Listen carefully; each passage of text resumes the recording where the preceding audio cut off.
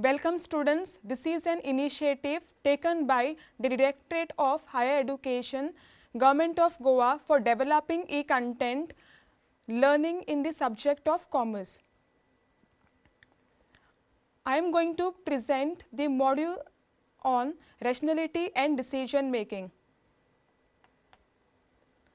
Under this topic, I am going to cover meaning of rational decision making and second one is benefit of rational decision making. Here, the students will be able to explain the meaning of rational decision making. They will be able to cite the examples of rational decision making and enumerate the benefits of rational decision making. So now, before going to the concept of rational decision making, first we will understand what do you mean by a decision. Decision means choosing one alternative out of various alternatives which are available. Now, why do we use the term rational? It is because when we are talking about rational decision, one can take a decision that can be right or it can be wrong. But what is important is that once a decision is taken, that decision has to be rational. Now, rational means what? Rational means it is to be logical. That is, one has to clearly understand the problem. What are the alternative solutions which are available? And the consequences of each and every solution, and then only one is supposed to take a rational decision. Now, let us see the concept of rational decision making. So, the first one is, we can say rational decision means making a right choice out of the various alternatives which are available. Now, for example, we can say one individual wants to start up the business. In this case, we will have to say, in order to start that business, how much cost will be incurred in order to start and how much profit he is going to get by starting that business. That means he will have to gather complete information about this particular business. Then only if he feels that he is going to get more profit at a lesser cost, then he is going to decide to start that business. That means in order to start that business, he has taken everything in mind and then only he has taken a decision of starting the business. So, that decision will be called as a rational decision, which is taken by considering everything in mind. So, next we can say the decision which is logical and which is based on fact is called as a rational decision. And in this case, when it is coming to rational decision, the decision maker is an intelligent person. That is, he is going to utilize his skills, abilities, knowledge as well as maturity at the time of taking decisions. So, it is normally believed to be the best decision under the available circumstances. Now, we will see the rational decision making model. That means, every decision maker, when he wants to make a rational decision, he will have to follow a step-by-step procedure. So, first point is define the problem. Define the problem means what now? Here we should clearly know what is the problem actually about. Now, for example, a sales representative is in a need of a laptop. So, I know here what is the problem? It is the need of a laptop. Next is identify the decision criteria. Identify the decision criteria means what? Here I need to know what are the factors which are important for me in order to purchase that laptop. So, in this case, factors can be good quality display, it can be warranty, it can be storage. So, here already I have identified the criteria now. Next step is allocating the weight to the criteria.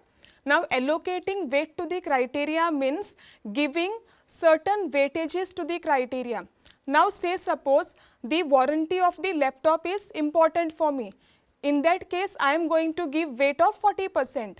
Next, for say suppose I need quality laptop, quality of display. In that case, I am going to give weight of maybe more 20%. Similarly, I am going to allocate the weight for each and every criteria. Next is developing the alternatives. Developing alternatives means here I will be having variety of brands of laptop, like Toshiba will be there, Dell will be there, Lenovo will be there. So here I need to select one alternative. In order to select, first I will have to evaluate each and every alternative. Evaluating means I need to study the alternative. So I am having certain criteria in my mind, so I will have to match the criteria with the features of that laptop, and based on that I am supposed to select the alternative. Now for example, whatever features I want, those features are there in Lenovo laptop. In this case I am going to purchase the Lenovo laptop, that is implementing the chosen alternative.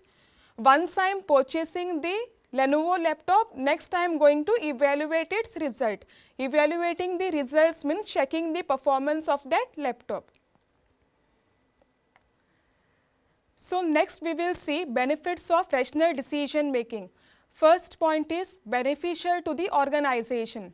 A rational decision will always help a decision maker to solve the current problem of the organization. Now, organization will be having various problems. It can be related to finance, it can be related to manpower, it can be related to technology and so on. Hence, here rational decision will help the organization to grow towards stability as well as prosperity. Second one is achieve business objectives. So here every organization will have some or the other kind of objective. Objectives can be wealth maximization, expansion of business, diversification of that business. So here these rational decisions are considered to be as the best decision. So it will enable the organization to achieve whatever objective it is having. Next one is raises the morale of decision maker. So here a decision maker will be always confident about the decision which he is taking. That is, he will be knowing about what are the consequences of each and every alternative, and then only he is going to select that alternative. So next point is acceptable to employees and others. Rational decisions are normally accepted by the employees as well as by the other parties which are connected with the organization. Normally there is no opposition from any party, because those decisions are considered as the best decision, and all the employees are going to give their 100% at the time of execution of such decision. Next will be rational decision solves business problem. That is, here a decision maker will be clearly able to understand what is the actual problem faced by the organization, and based on that he is going to develop alternative solution, study those particular solutions, and then he is going to select one best solution in order to solve the problem in the orderly manner. Next point is facilitates optimum utilization of resources. A rational decision will help the organization to use the resources to the best possible extent. Next one is facilitates business expansion and growth. A rational decision will enable the organization to grow and prosper. That is, every decision maker is going to consider the pros as well as cons of each and every alternative. Then only he is going to take a decision to solve those problems.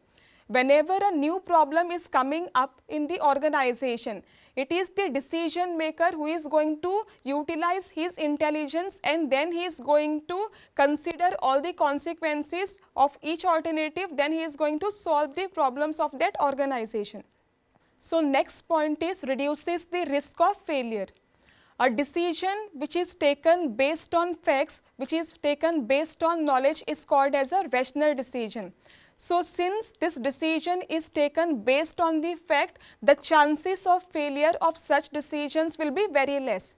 And most of the managers are going to make use of rational decisions in order to solve the complex problems which are faced by the organization. Last point is raises the overall efficiency and employees' motivation. A rational decision always raises the overall efficiency of the organization, as it will motivate the employees to utilize their skills in a positive direction, which in turn is going to give benefit to the entire organization.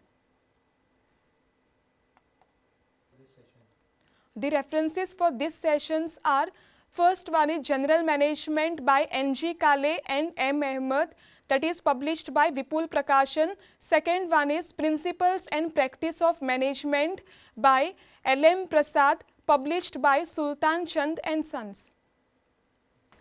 Thank you.